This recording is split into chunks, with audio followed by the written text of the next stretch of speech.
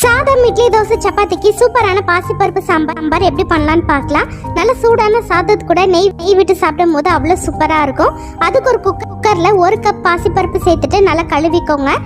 அடுத்ததாக 1 பெரிய வெங்காயம், 2 பெரிய தக்காளி, ஒரு 10 பல் பூண்டு, காரத்துக்கு ஒரு 4 பச்சை மிளகாய் சேர்த்துட்டு இது கூடவே அரை டீஸ்பூன் மஞ்சள் தூள், 1 ஸ்பூன் சீரகம், 3 கப் அளவு தண்ணி சேர்த்துட்டு மீடியம் ஃப்ளேமில் ஒரு 2 விசில் விட்டு வேக வச்சு எடுத்துக்கோங்க.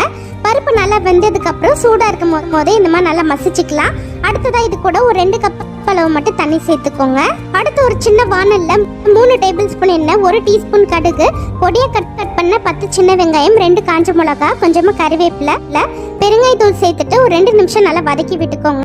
அவ்வளோதான், தாளிப்பு ரெடி ஆயிடுச்சு. இது அப்படியே ரெடி பண்ண குழம்பு கூட சேர்த்துட்டு தேவையான உப்பு சேர்த்து ஒரு 2 நிமிஷம் நல்லா கொதி வந்ததுக்கு அப்புறம் லாஸ்ட்டாக கொத்தமல்லி தூவிட்டு அடுப்பு ஆஃப் பண்ணிடுங்க. இந்த சாம்பார்ல காரம் அதிகமாக இருக்காது.